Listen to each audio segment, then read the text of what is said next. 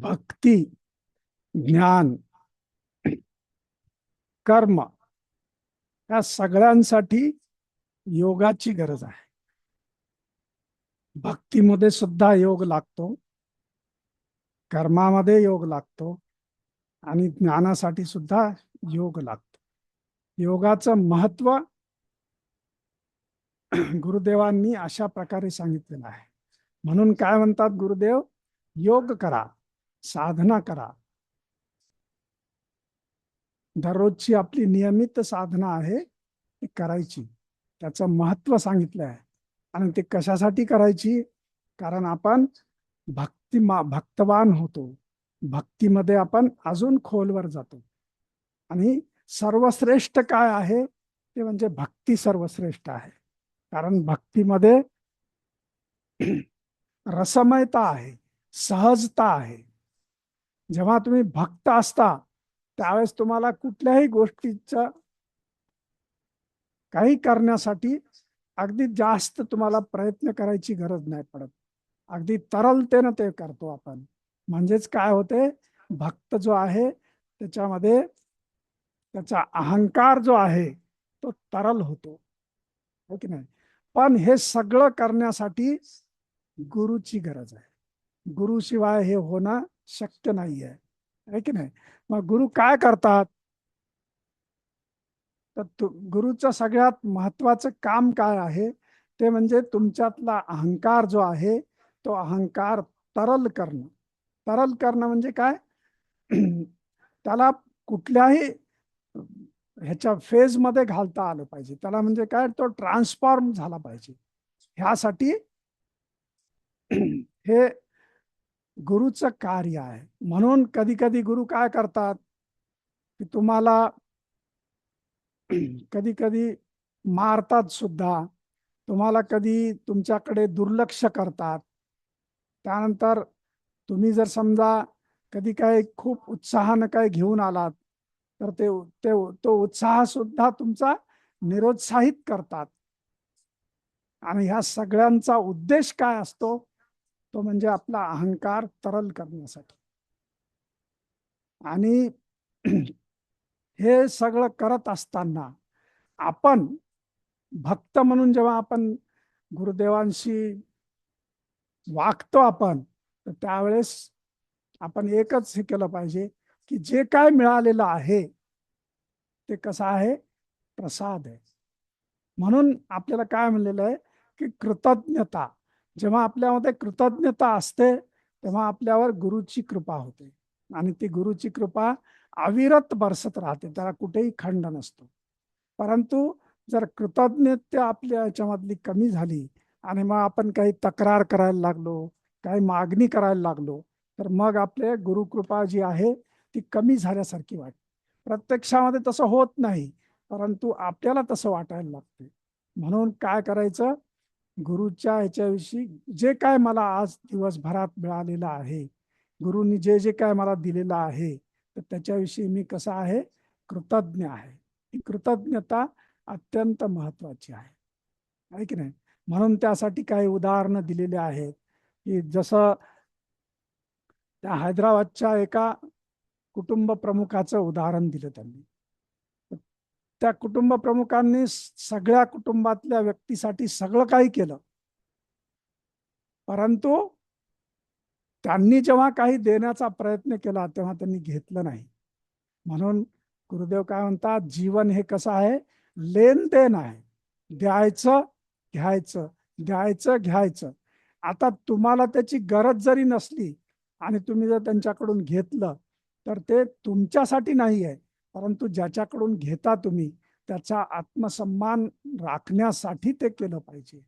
आणि जेव्हा तुम्ही आत्मसन्मान राखता त्यावेळेस तो जो व्यक्ती आहे ज्याच्याकडून आपण हे घेतो, तर त्या व्यक्तीचा आपण प्रगती करतो, त्याच्या जीवनामध्ये गती प्राप्त करतो, है की नाही?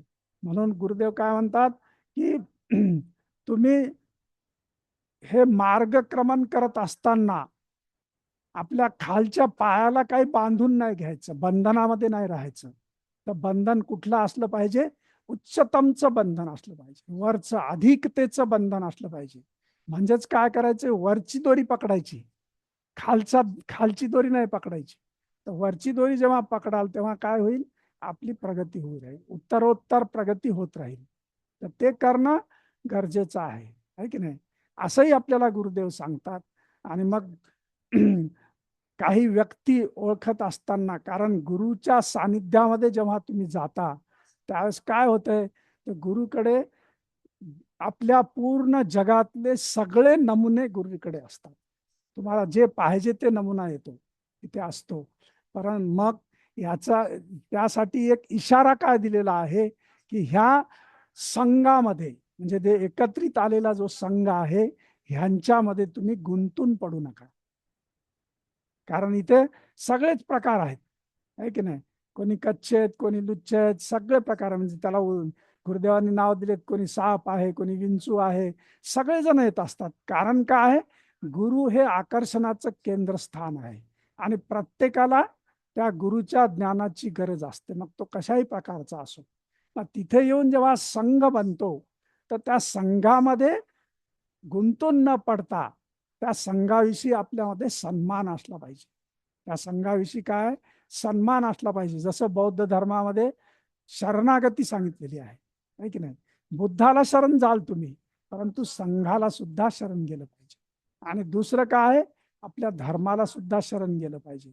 म्हणजे आपल्या आतमध्ये जे कृत्य करण्याची जी ऊर्जा आहे, तर त्या ऊर्जेला सुद्धा आपण शरण गेलं पाहिजे.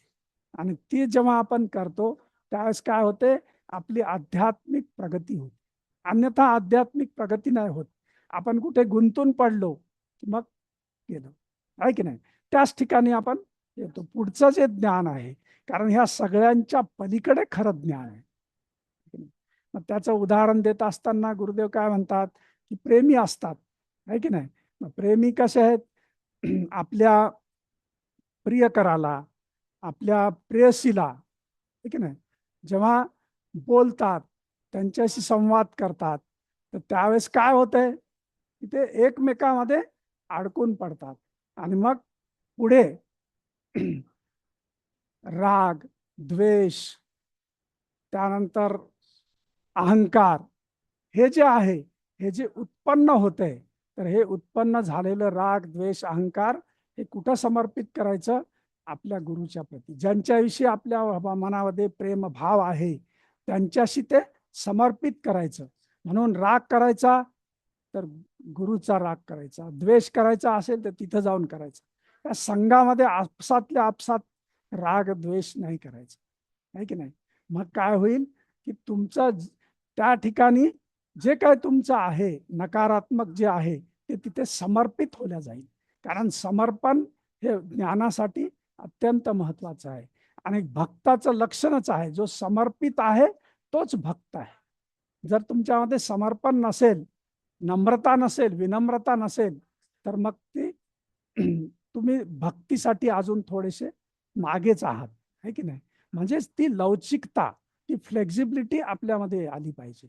आणि मग हे ओळखत असताना कसं ओळखतो, की काही जण बुद्धीनं आपल्या एखाद्या घटनेकडे बघतात आणि काही जण भक्तीनं बघतात. भक्त बघणं आणि एखादा बुद्धिमान बघणं याच्यामध्ये फरक कसा आहे, की जर समजा चंद्राचं उदाहरण दिलं, तर चंद्राचं उदाहरण दिल्यानंतर जर समजा बुद्धीनं बघणारा जर कोणी असेल तर तो काय बघेल, इथून अंतर किती आहे, तिथं पोहोचल्यानंतर तिथं राहता येईल का आपल्याला, तिथं पाणी मिळेल का, तिथं आपल्याला वस्ती करता येईल का, तिथं फिरता येईल का, त्याचं अंतर किती आहे हे बघेल.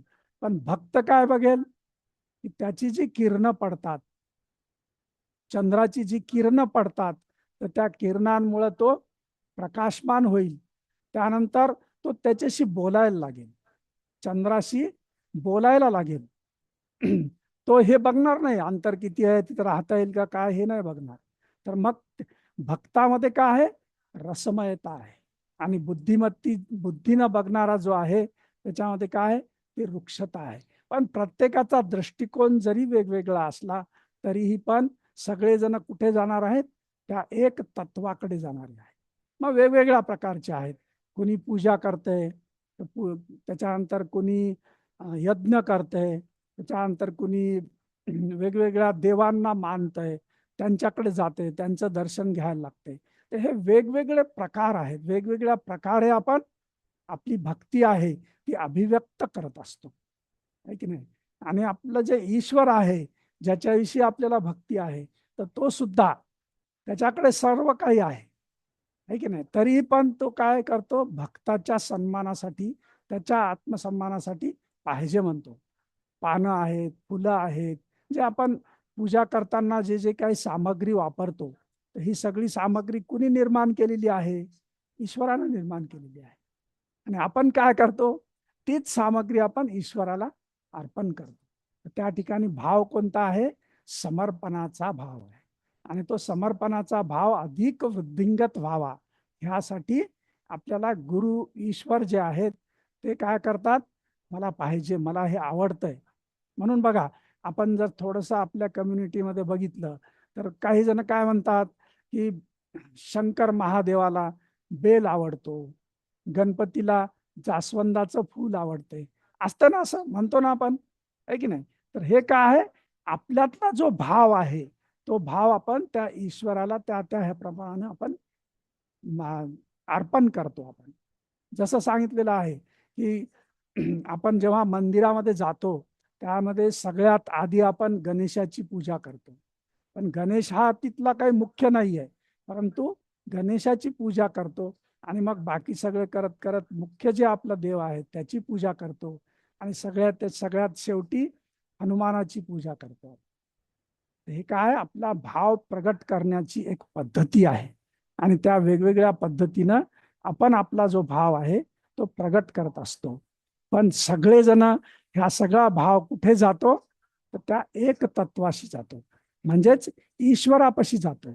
आणि ईश्वराप्रती आपली जे जे काही आपल्या आतमधला भाव आहे तो प्रगट होतो आणि मग ईश्वर जो आहे त्या ईश्वराचं प्रगटीकरण आपल्या ह्याच्यामध्ये होते. तर त्यासाठी हे सगळं आपण वेगवेगळ्या पद्धतीनं करतो. आणि हे सगळं जे जे काय करतंय हे वेगवेगळ्या पद्धतीनं जे होतंय ते सगळं जिथल्या तिथं बरोबर आहे, ह्याच्यामध्ये चुकीचं किंवा असं काहीच नाही आहे. ते त्यांच्या त्यांच्या पद्धतीनं ते करत असतात. तर अशा प्रकारे आपल्याला सगळ्यात महत्वाचं काय सांगितलेलं आहे की गुरु जे आहे, तर गुरुनी जे सांगितलेलं आहे तर ते आपण पाळलं पाहिजे. पण याचा अर्थ असा नाहीये की मूढतेनं, मूर्खपणानं कुठलंही कर्म आपण नाही करायचं, आहे की नाही. कोणी म्हणलं, कोणी काय सांगते, कोणी काय सांगते, कोणी सांगते किंवा हीच चटणी वापरा, हीच भाकरी घ्या, ह्या अशा पद्धतीनं खा, हिरवी चटणी खा, लाल चटणी खा. तर अशी मूढता करायची नाही, आपल्या बुद्धीचा वापर करायचा, आहे की नाही. आणि मग प्रश्न विचारत जायचे. प्रश्नाचं खूप सुंदर आपल्याला गुरुदेवांनी सांगितलं. तर प्रश्न कोणते असले पाहिजेत? श्रद्धेचे प्रश्न असले, श्रद्धावान प्रश्न असले पाहिजेत. आणि प्रश्नाशिवाय ज्ञानाचा उलगडा होत नाही. ज्ञान जर उलगडायचं असेल तर प्रश्न अत्यंत महत्वाचे आहे. परंतु आपण प्रश्न विचारत असताना काय विचारतोय ह्याचा आपण थोडासा विचार केला पाहिजे. नाही तर बऱ्याच वेळेस आपण काय करतो की आपल्या नेहमीच्या सवयीतले असे प्रश्न विचारतो, म्हणजे त्याला काय म्हणतो आपण, हॅबिच्युअल क्वेश्चन्स विचारतो. आणि त्या हॅबिच्युअल क्वेश्चन्समुळे आपल्याला कुठल्याही प्रकारचं ज्ञान नाही मिळत.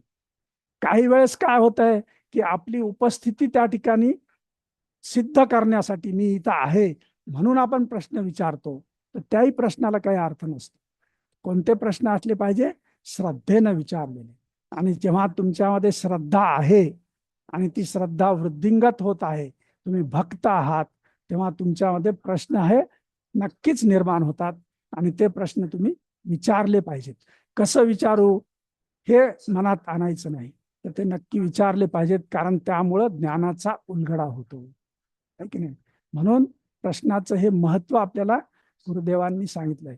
याचा अर्थ कुठलेही कसेही आणि जे अनावश्यक आहेत असे प्रश्न कधीही विचारू नयेत, आहे की नाही. आपल्या जीवनात सुद्धा त्या ह्याची आपण सवय लावून घेतली पाहिजे. जय गुरुदेव.